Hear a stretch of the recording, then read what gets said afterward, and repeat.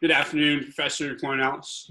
We are Group 7, and we are presenting today on White Claw's influence on habitual drinking in college-age students and individuals. My name is Alex Franks. I'm Alexa Gonzalez. My name's Ali Weisgren. I'm Bob Rustamov. I'm Paris Hall. I'm Mallory Gardner. And I'm Sophie Williams. To begin, I will be discussing our problem statement. College and university students across the United States are attached to a stigma related to excessive drinking and partying.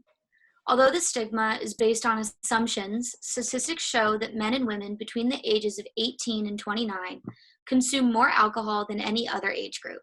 Furthermore, statistics reveal that a large percentage of men and women between these ages admit to overconsumption of alcoholic beverages. We plan to conduct research in order to specifically find out what has caused hard seltzers such as White Claw and Truly to become so popular among college students, and if this popularity is having any impact on the amount of alcohol being consumed. For the research questions, we decided to focus on two main things. The first one being, with the new prevalence of hard seltzers on the market, are college drinkers more conscious of their health benefits in their alcoholic beverages? And the second one is, do college consumers drink more or less as a result of the lower calorie count? To answer these questions, we focused on two research objectives.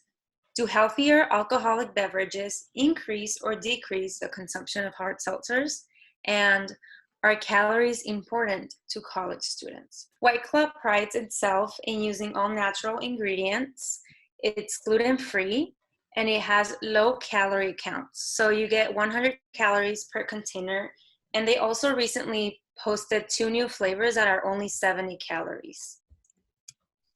For the research method, we decided to use a Qualtrics survey online. Our Qualtrics survey had 14 questions on it, and we received 108 responses. From these 108 responses, after cleaning all the data, we factored into our analysis only 99 of those, but that's still a pretty good number because it represents 92% of our responses.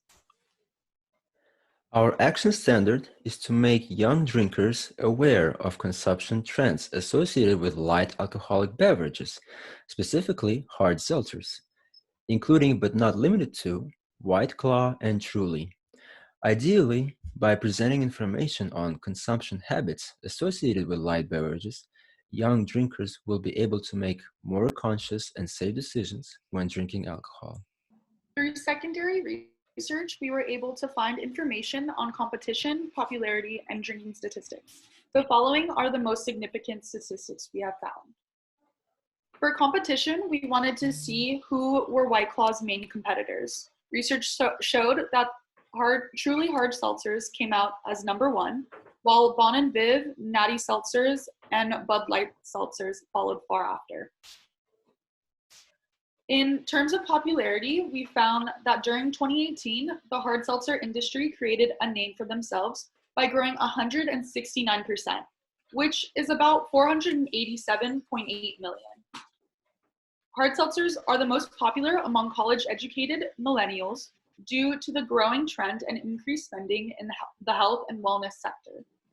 The drink's popularity also stems from being one of the most gender-neutral alcoholic beverages on the market.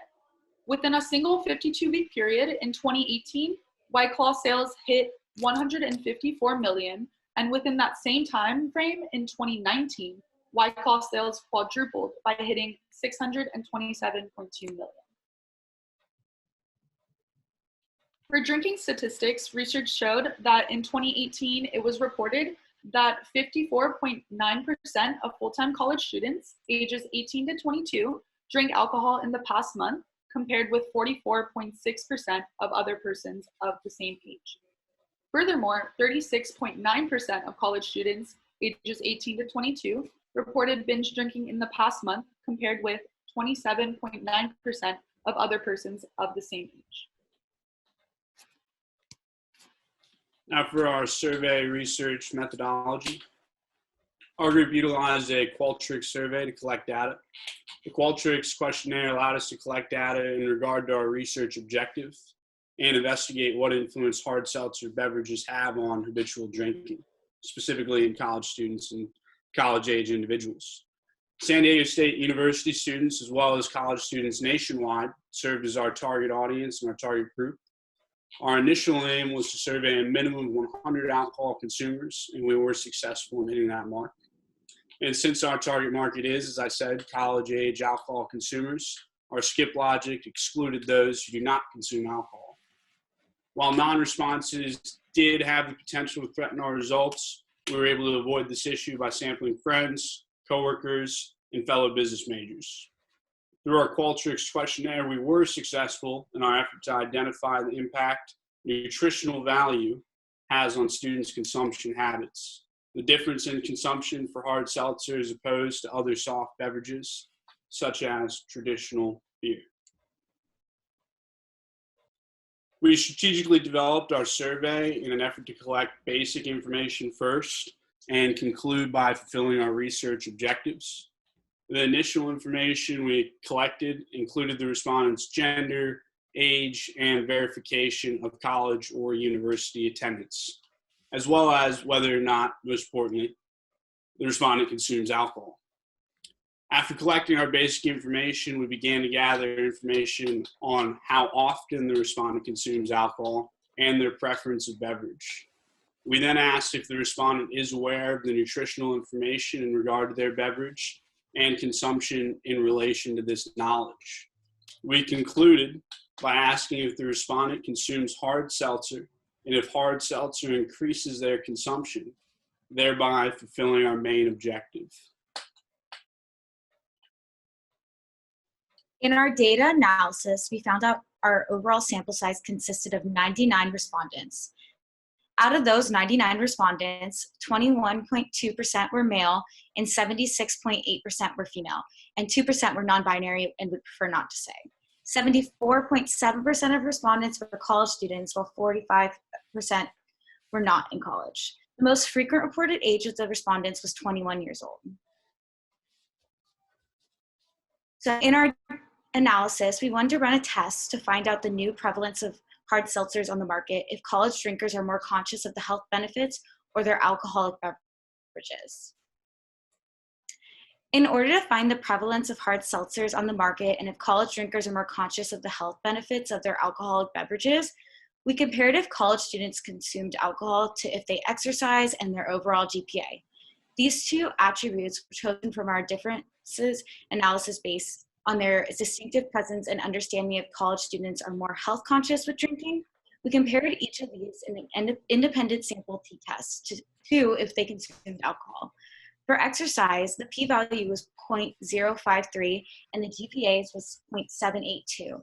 We concluded that our p-values both for exercising and GPA were not significant if the students consumed alcohol. So, and the next thing that we wanted to find out is the popularity of the hard seltzers among other alcoholic beverages.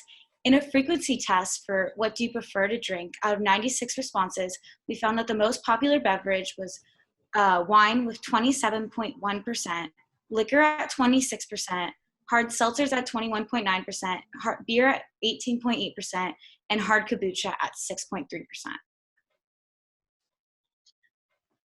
So out of the 99 people we surveyed, 74.7 were college students, and we ran a bivariate analysis correlation test between these the questions: are you a college student, and do you choose what alcohol you drink based on nutritional information, with a yes or no response. And we found that there's not a significant correlation between these two variables because the p-value is 0.34, which is above 5% significance. For the second research question, we discovered college consumers drink more or less as a result of the amount of calories in their drink.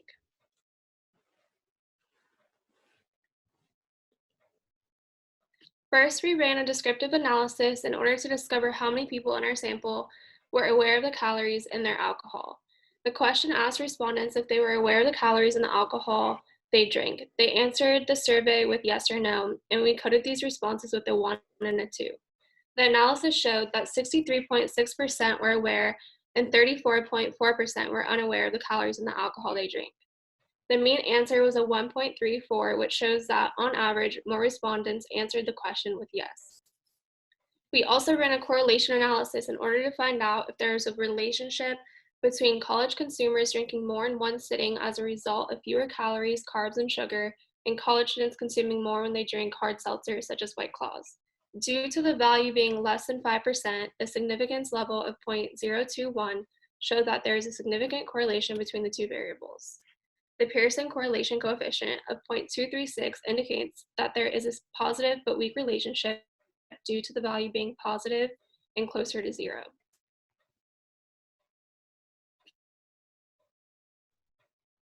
In summary, our research provides understanding on college students' drinking habits and whether or not the new addition of hard seltzers to the market has made an impact on this.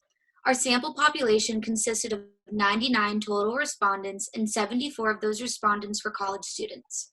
From our findings, we have found that college students consume more when drinking hard seltzers opposed to other alcoholic beverages, and this finding is correlated to students consuming more drinks as a result of fewer calories, carbs, and sugar.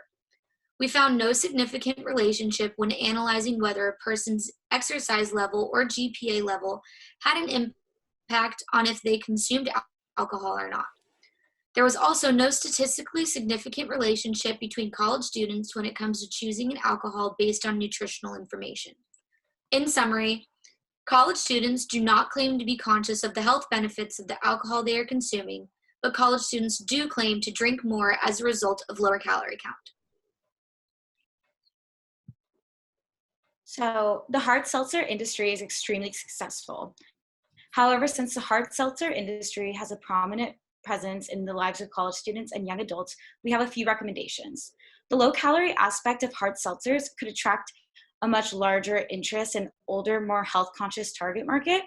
We recommend that the hard seltzer industry targets 35 and up fit and health-conscious adults who are unaware of the low-calorie drink.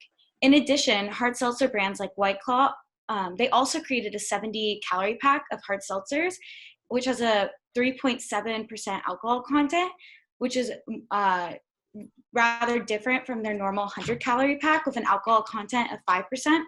This new product would align perfectly with our recommended target market.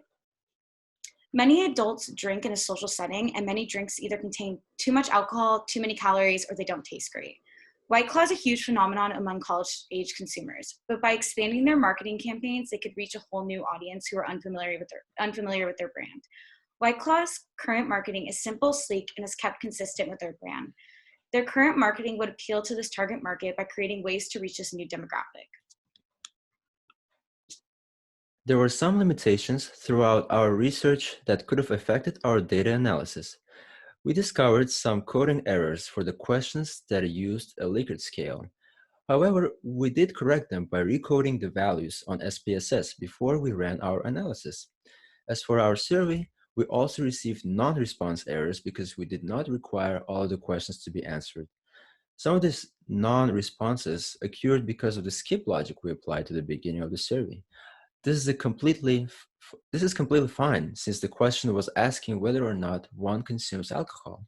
If that individual does not consume alcohol, there was no reason to give them questions about alcohol consumption.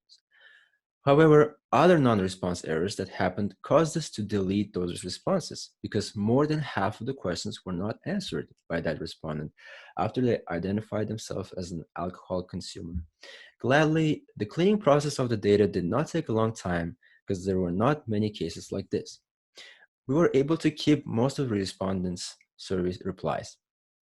After the first couple of days of receiving responses, we decided that we want to include a question about the student's GPA to gain an overview insight. This resulted in not having an identical survey for everybody. First 10 people did not answer the GPA question because our survey did not have that question yet. We acknowledge that our research is not 100% perfect, but we made sure to correct errors to strengthen the validity and accuracy of our research. Thank you so much for watching. This was our presentation. Thank you. Thank you. Thank you.